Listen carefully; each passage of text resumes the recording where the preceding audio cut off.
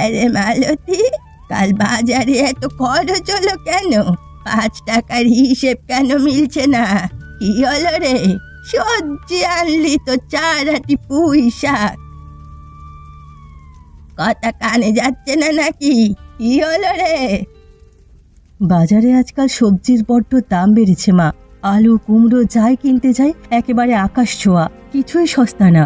তার উপরে বসন্ত মহাজন তো দোকানদার, সবাই তারা বলল বৃষ্টিতে সরবরাহ কম।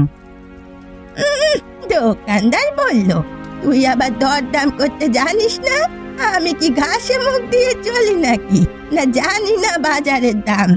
আমাদের সময় এত বিলাসিতা চলতো না। এখনকার বউরা কেবল খরচ বাড়াতে জানে। এরকম করে কেন বলছো? আমি তো যা দরকার তাই কিনেছি মা। গৌরীর ছেলেটার জন্য শুধু 2টো ডিম বেশি নিয়েছিলাম, শরীরটা খুব দুর্বল তো। ডিম? এই জন্যই বলি এত পয়সা রোজ রোজ কোথায় যাচ্ছে? নিজের সংসার সামলাতে পারে না, পরের সংসারের জন্য ডিম কেনে। মা, ও তো দেখতে গেলে আমাদেরই ছেলে। তোর স্বামী সারাদিন খেতে পয়সা আনে, তুই পয়সার মর্ম বুঝিস না?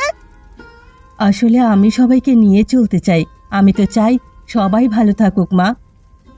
আবেগীর বেঠি, ভালোবাসায় পেট ভরে না, সেই জ্ঞান এতদিনে হলো না।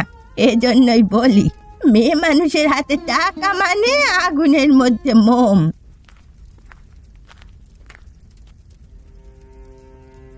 উফ, এই জীবনে শান্তি নেই। আবার সকাল সকাল শুরু হয়ে গেল মা বউয়ের খিটখিট। ছেলেও হয়েছে তেমনি। আমি কিছু বলেছি নাকি? তোর বউকে সামলা। তোর কষ্ট করে রোজগার করা টাকায় ফুর্তি করে বেড়াচ্ছে। আমি টাকা ওড়াই না, সেটা ভালো করেই তোমরা জানো। তারপরেও আমাকে দোষ দিলে আমার কিচ্ছু করার নেই।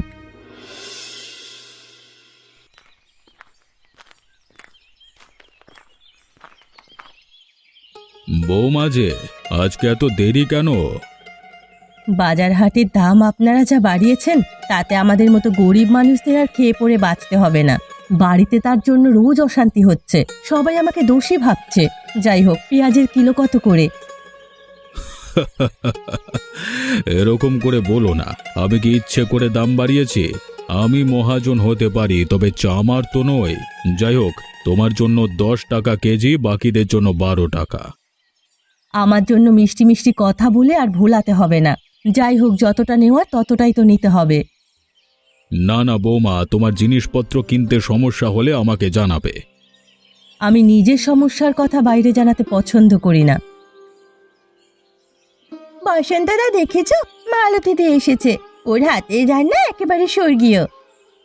দেখো, শুধুমাত্র এমনিতেই আমাদের বাজারের মধ্যে দেখা হয়, তার মধ্যে তোমার মালতী দিদির সুনাম শোনবার সময় নেই আমার। হ্যাঁ রেনু, তোমার সাথে একটু কথা বলতে চাই আমি। তোমার সব সময় ছ্যাবলামো। কিরে রেনু, তোদের কেমন চলছে? মনে হচ্ছে তোরা আজ যেন শুধু বাজার করতে আসিসনি। তা ভালো। না গো দিদি, তুমি যে সব সময় কি বলো বুঝতেই পারি না ছাতার মাথা। তোমার বাড়িতে সবাই কেমন আছে গো? ভালো তো? আমাদের আর কি খবর নিবি বল? যেদিন বিয়ে করে সংসার করবি সেদিন বুঝবি আমার কষ্টটা। সবার মন জুগিয়ে চলতে চলতে নিজেই পাগল হয়ে যাচ্ছি। আমাদের আশীর্বাদ করো দিদি, আমরা যেন সুখী হতে পারি। তোমাদের নামেও ওপরওয়ালার কাছে প্রার্থনা করব যাতে তোমাদের সব অভাব অনটন দূর হয়ে যায়। যতদিন এই শয়তানগুলো বাজার নিয়ন্ত্রণ করবে, ততদিন আমাদের মতো সাধারণ মানুষদের এরকমই কষ্ট করেই জীবন কাটাতে হবে। তোরা চাইলে তো কিছু করতে পারিস, ভেবে দেখ। আমি যাই রে, তোরা গল্প কর।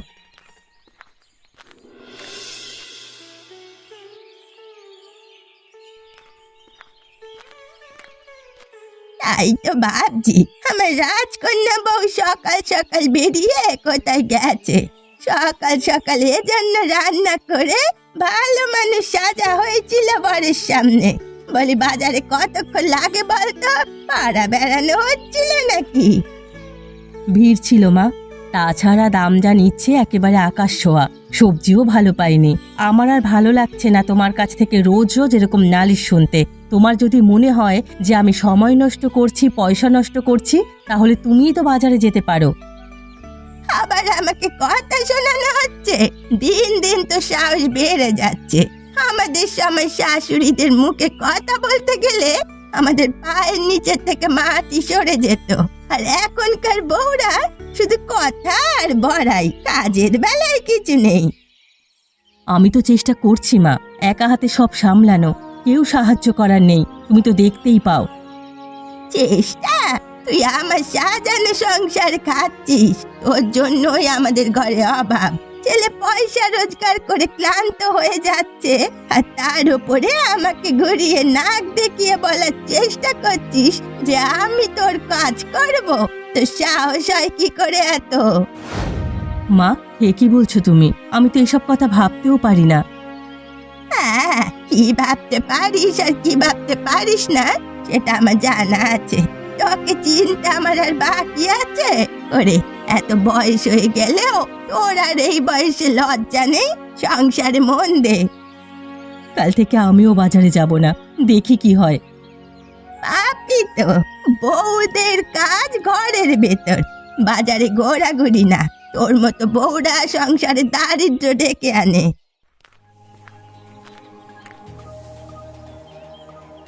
তোমরা যা শুরু করেছো তাতে সারা গ্রামের লোক জেনে যাচ্ছে আমার একটা সম্মান আছে মাস্টার মশাই হিসেবে। তোমরা সেই সম্মান ধুলোয় মিশিয়ে দিলে।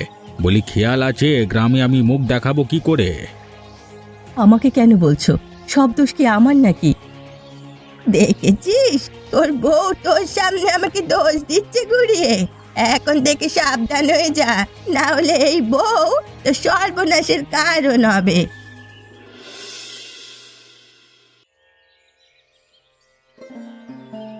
দেখো দিদি, তুমি আমার থেকে সব দিক থেকে বড় হলেও আমরা দুই বন্ধুর মতো। তোমার এই কষ্ট আমার আর সহ্য হয় না। সহ্য না করলেও তো কিছু করার নেই। যা কপাল করে এসেছি সেটা তো মেনে নিতেই হবে। তুমি পুরনো চিন্তাধারার মানুষ, আর আমি নতুন ধরনের চিন্তা ভাবনার মানুষ। মেয়েদের একটা অধিকার আছে, সে অধিকারের জন্য লড়াই করতে হয়। যে যা বলবে সেটা মুখ বুজে মেনে নেওয়ার দিন গেছে। আমি কি নিজের শাশুড়ি বা বরের বিরুদ্ধে গলা উঁচু করে কথা বলতে পারবো? যদি তুমি নিজের সত্যিটা প্রকাশ করতে না পারো, তাহলে সারা জীবন মাথা নিচু করেই থাকতে হবে। এইভাবেই জীবন কেটে যাবে। এর বাইরে তো আমার আর কোনো জগৎ নেই। এর বাইরের জগৎটা অনেক বড়, সেটা জানতে হবে। তাহলে আমার কি করা কর্তব্য? মন ছোট করো না, আমি যেটা বলছি সেটা শোনো, প্রতিবাদ করো। আমিও অত গরিব, কিন্তু তোমার মন অনেক বড়। ওরা যখন অভাবে থেকেছে, আমার ছেলের জন্য তুমি খাবার কিনে এনেছো লুকিয়ে। তোমার শাশুড়ি তোমাকে কষ্ট দিয়েছে, তাও শোনোনি। তোমার ছেলে আর আমার ছেলে কি আলাদা? ওকে তো আমি নিজের ছেলেই মনে করি। সেটাই তো বলছি, তোমার এই বড় মনের কদর করতে এরা কোনোদিন জানবে না। এখন থেকে শাশুড়ির হুকুমের বিরুদ্ধে প্রতিবাদ করা শুরু করো, না হলে বিপদ।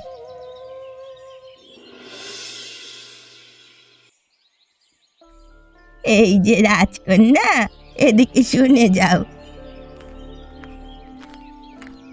বউ এনেছি না রাজার মেয়ে ঘরে এনেছি কে জানে। সারাক্ষণ পায়ের ওপর পা তুলে পটের বিবি সেজে ঘুরে বেড়াচ্ছ। আজকে আবার কি বলবে মা? এটাই বলবে যে বাজারে যখন এতই দাম, তখন নিজে সবজি চাষ করে রান্না করবে। মোট কথা, আজ থেকে তোমাকে আর এক পয়সাও দেওয়া যাবে না। সংসারের এত কাজ সামলে আমি আবার চাষ করব কখন? এরকম চ্যাটাং চ্যাটাং কথা বলছো কেন মুখ বেঁকিয়ে? তোমার খাবার জন্য কি আমি কাজ করতে যাব নাকি? শুধু খাওয়া আর ঘুমানো ছাড়া আর কোনো কাজ আছে তোমার? এই সংসারটা শুধু আমাদের নয়, দেওর বউ গৌরীদেরও সংসার এটা। তাদেরও কিছু সমস্যায় টাকা পয়সা দরকার পড়ে, সেটা আমি সাহায্য করি। সুতরাং এভাবে চলতে পারে না। বাবা, আজকাল তো দেখি মুখ থেকে খই ফুটছে একেবারে। বলি, মুখ থেকে এত কথা বেরোচ্ছে কেন? নিজের সত্যি কথাটা প্রকাশ করতে না পারলে বিপদ বেশি। তাই আমি কারো অপমান করার জন্য কোনো কথা বলছি না, কিন্তু যেটা বলছি সেটা সত্যি কথা। ঠিক আছে, কতটা ব্যবস্থা আমিও করতে পারি আমিও সেটা দেখব। একটা কথা জেনে রাখবি বউ, এ বাড়িতে তুই এসেছিস, তোর বাড়িতে আমি যাইনি। এ বাড়িটা আগে আমার কথা আগে চলবে, তারপর তোর কথা। দরকার হলে তোকে গা ধাক্কা দিয়ে রাস্তায় বার করে দেওয়ার ব্যবস্থা আমি করব। সত্যর জন্য যদি রাস্তায় বেরিয়ে যেতে হয় সেটাতেও রাজি আছি। আমি ভয় পাই না সত্যির জন্য লড়াই করতে, তবে সবাইকে নিয়ে চলার আমার যে স্বভাব সেটা আমি দূর করতে পারবো না।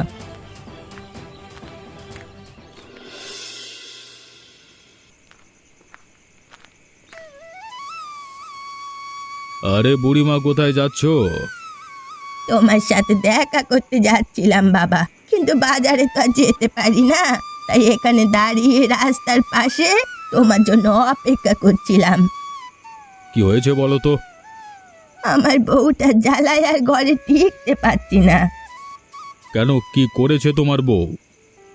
বাজারে কোথাও পয়সা খরচ করে আসছে আর বাড়িতে এসে বলছে সবজির দাম বেড়ে গেছে।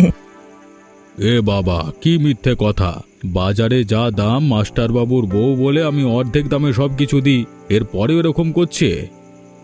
সেজন্যই তো তোমার সাথে আমার কথা বলতে আসার প্রয়োজন ছিল।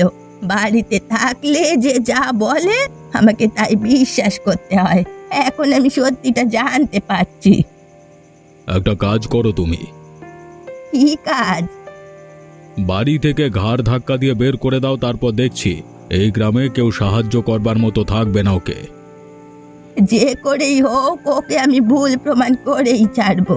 পাপ হবে জানি, কিন্তু ওই মেয়েটা আমার সংসার ভাঙছে, আর সেটা আমি কিছুতেই হতে দেব না। আমার বাড়িতে সারা জীবন আমার আধিপত্য থেকেছে, আর ভবিষ্যতেও থাকবে। তুমি যদি তোমার বউকে বাড়ি থেকে তাড়াতে পারো তাহলে তোমার সব সবজি খরচা মুকুব করে দেব। রান্নাঘরের যে সবজি বাজার নিয়ে তোমাদের এত ঝামেলা, সেই ঝামেলাই আর থাকবে না। সেই ব্যবস্থাই করো তাহলে।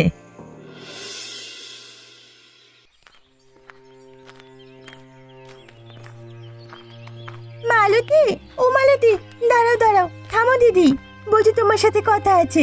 তুমি কিছু শুনেছো? কি কথা রে মিনু? সবাই বলে তুমি নাকি বসন্ত মহাজনের সাথে মিলে লোকের রান্নাঘরে সবজির টাকায় হাত মেরেছো, এমনকি নিজের বাড়ি থেকেও অনেক চুরি করতে চারনি।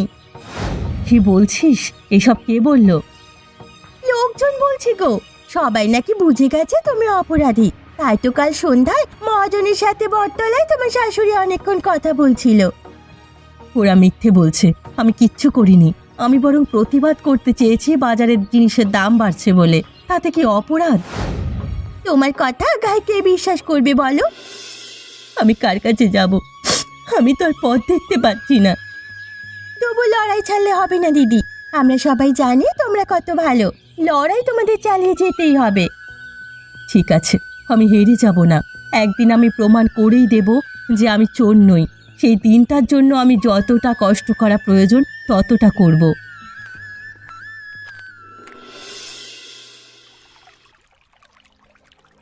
তোমাকে এখন এখানে কেন ডেকেছি তুমি জানো? আমার সাথে কথা বলতে নিশ্চয়ই। তোমার সাথে এমনি এমনি কথা বলার মন এখন আমার নেই। কেন, কিছু হয়েছে? ভাবতে অবাক লাগে, তুমি নিজেও এই গ্রামে থাকো আর একজন শিক্ষিত আধুনিক মনস্ক মানুষ হয়ে কি করে সবকিছু জেনেও না জানার ভান করছো, আমি তো বুঝতেই পারি না। আমার উপর রাগ করেছো কেন? আমি কি কিছু করেছি? না করনি বলেই তো আমার সমস্যা। যদি সবজির মহাজনের কানের গোড়ায় দুটো লাগিয়ে আসতে তাহলে কিছু বলতাম না। আমি বুঝতে পারছি গ্রাম জুড়ে একটা অনাচার চলছে, কিন্তু আমি তোমাকে বিয়ে করে নিজেদের মতো করে সংসার করতে চাই, কোনো ঝামেলায় জড়াতে চাই না।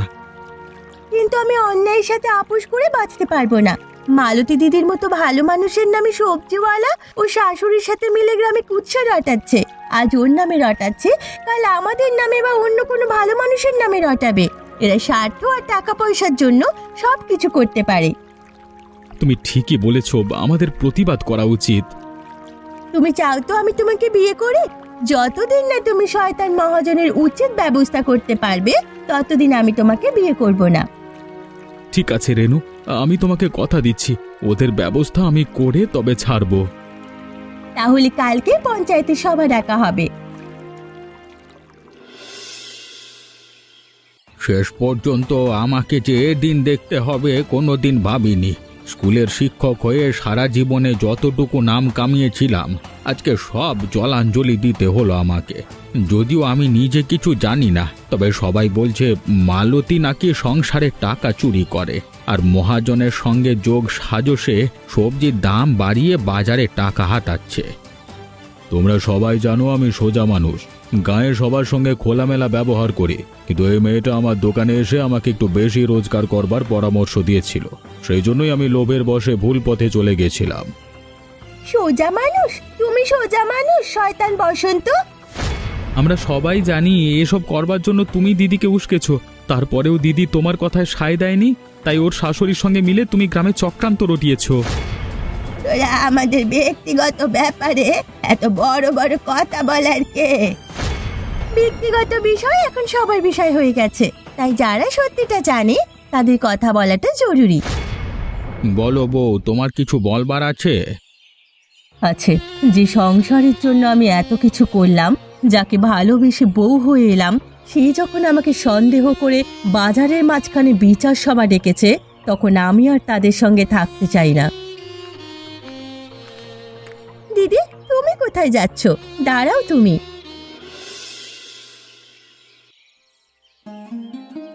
আমি তোকে বলেছিলাম গৌরী, তুই আমার সাথে কেন বাড়ি ছেড়ে আসতে গেলি বলতো?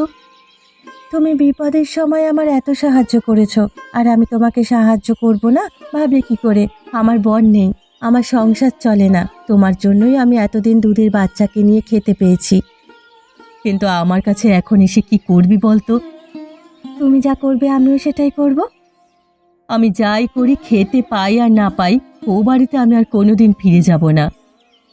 আমিও সেটাই চাই, তুমি আর ফিরে না যাও। চলো আমরা দুজন মিলে এই ভাঙা রান্নাঘরের সামনে সবজি চাষ করি।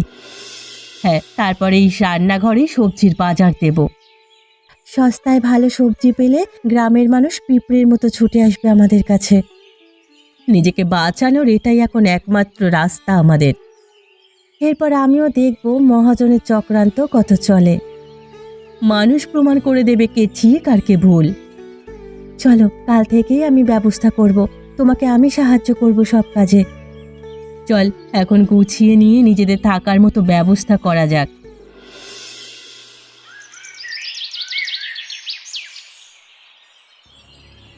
এই দেখো সবাই, মহাজনের খাতায় মালতী দিদির নামে যত দেনা লেখা সবই ভুয়ো। অন্য গ্রাহকের নামে কেনা জিনিস মালতী দিদির নামে চাপিয়ে দিয়েছে শয়তান, আর এখন বলছে দিদি চিটিংবাজ। আরে তুই মানুষ না, তুই একটা কালসাপ। তুই নিজের লাভের জন্য, নিজের স্বার্থের জন্য একটা ভালো মানুষ বউকে তার বাড়ি ছাড়া করলি। এসব মিথ্যে, আমি কিছু করিনি, কিচ্ছু করিনি। চুপ কর, খাতায় তো নিজের হাতের লেখা সব হিসেব, ভাবলি কেউ ধরবে না? কেন আমরা কি ঘাসে মুখ দিয়ে চলি? পড়াশোনা কি এমনি এমনি শিখেছিলাম? গায়ে কত মুখ বন্ধ করেছিস তুই, এখন তোর মুখ খুলে গেছে। এসব কি বলছো তোমরা? এটা সত্যি? মালতী কিছু চুরি করেনি, কোনো রকম অপরাধ করেনি সে। স্কুল মাস্টার হয়ে সবাইকে শিক্ষা দিতে দিতে এখন নিজেই শিক্ষা ভুলে গেছো। বউকে বাজারে বিচারের সবাই দাঁড় করাতে লজ্জা করে না? বিশ্বাস হচ্ছে? যদি না হয় খাতাটা ভালো করে দেখো। আমি ভুল করেছি রেনু, খুব বড় ভুল করে। আমি মালতীর কাছে গিয়ে ক্ষমা চেয়ে নেব। আমি বুঝতে পেরেছি আমার মা নিজের অপমানের প্রতিশোধ নিয়েছে এভাবে। তোমরা হাঁ করে কি দেখছো? মারো এই বজ্জাতটাকে।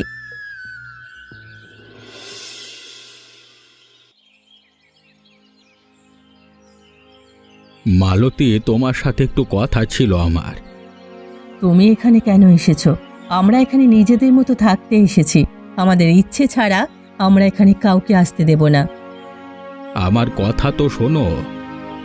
তোমার কোনো কথা শোনার ইচ্ছে আমার নেই। আমি সব ভুল বুঝতে পেরেছি। মায়ের সাথে মিলে বসন্ত শয়তান যে চক্রান্ত করেছে সেটা আমি বুঝতে পেরেছি, তাই আমি তোমাকে ফিরিয়ে নিয়ে যেতে চাই। কিন্তু আমি তো আর ফিরে যেতে চাই না। যে তার বউকে বাজারে গ্রাম শুদ্ধ লোকের সামনে সন্দেহ করে অপমান করতে পারে, তার কাছে ফিরে যাওয়ার কোনো শখ আমার আর নেই। দেখো, আমিও তো অনেক দুঃখ অপমানের মধ্যে পড়েছি, কিন্তু এবার কি ক্ষমা করে দেওয়া যায় না? এই অপরাধের কোনো ক্ষমা নেই। আর তাছাড়া এই ঘটনার মধ্যে দিয়ে আমি নিজে স্বনির্ভরভাবে বেঁচে থাকার পথ পেয়েছি। আমি মানুষ হিসেবে ব্যর্থ, তবু যদি পারো ক্ষমা করে দাও মালতী, আমি তোমার মান সম্মান ফিরিয়ে দেব, কথা দিচ্ছি। একবার যখন সব হারিয়েছি তখন আর ফিরে পাওয়ার কোনো ইচ্ছে নেই। আর আমি ঠিক না ভুল সেটা যখন সবাই বুঝতে পেরে গেছে, এটাই আমার শান্তি। এবার তুমি যদি চলে না যাও তাহলে আমি লোক ডেকে তোমাকে বাড়ি থেকে তাড়িয়ে দিতে বাধ্য হব। তুমি আমাকে এত বড় কথাটা বলতে পারলে? হ্যাঁ পারলাম। তোমার মা তোমাকে নিয়ে থাকতে চায়, তুমি যাও, তোমার মায়ের সাথে সুখে শান্তিতে থাকো। আর পারলে অন্য একটা মেয়েকে বিয়ে করো।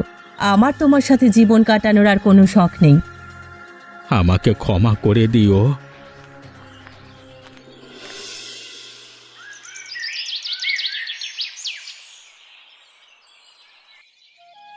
মালতী দি, আজ তোমার দোকানে সবচেয়ে বেশি ভিড়, দামও সব থেকে সস্তা আর সবজিও টাটকা। এটা হচ্ছে সৎ পথে থেকে এগোনোর ফল। দেখো কত মানুষ আমাদের দোকানে আজ এসেছে। এভাবেই আমাদের দোকান চলবে। এই রান্নাঘরের সবজি বাজার এখন থেকে এই গ্রামে সবার বেঁচে থাকার কারণ হবে। তোমরা দেখে নাও, সেদিন তোমরা যাকে অপমান করেছিলে এই সেই আমাদের মালতী দি, যে হার মানেনি। আমরা সবাই নিজের ভুল বুঝতে পেরেছি, তাই আমরা এখন থেকে তোমার কাছ থেকে সবজি কিনবো। আর বসন্ত মহাজনকে আমরা মারতে মারতে তাড়িয়ে দেবো, তাড়িয়ে দিয়েছি গ্রাম থেকে। কোনোদিন আমি ভুল পথে যাইনি, আর কোনোদিন যাবও না। তোমাদের আমি ঠকাবো না কোনোদিন। তোমরা এভাবেই আমার পাশে থেকো। একটা সংসার ছেড়ে এসে এখন বুঝতে পারছি যে আসল সংসারের অর্থ হচ্ছে সবাইকে নিয়ে হাসতে হাসতে সুখে থাকা। সত্যি কিছু ত্যাগের বদলে কিছু ভালো পাওয়া যায়। এবার বল তো রেনু, এতদিন অসীমকে ঝুলিয়ে রেখেছিস, এবার বিয়েটা কবে করবি? এখন তোমার সবকিছু ঠিক হয়ে গেছে, এবারে তোমার আশীর্বাদ নিয়ে আমরা তাড়াতাড়ি করে তোমার এই রান্নাঘর থেকে আমাদের নতুন জীবন শুরু করব। তোমরা সবাই কিন্তু এসো, টাটকা সবজি খাওয়ানো হবে আনন্দ অনুষ্ঠানে। আমরা সবাই নাচতে নাচতে আনন্দ করে আসবো। তোমরাও সবাই কিন্তু এসো। তোমাদের সকলের নিমন্ত্রণ রইল বিয়ে বাড়িতে। আর আমাদের চ্যানেলটা সাবস্ক্রাইব করে নিও এখনই।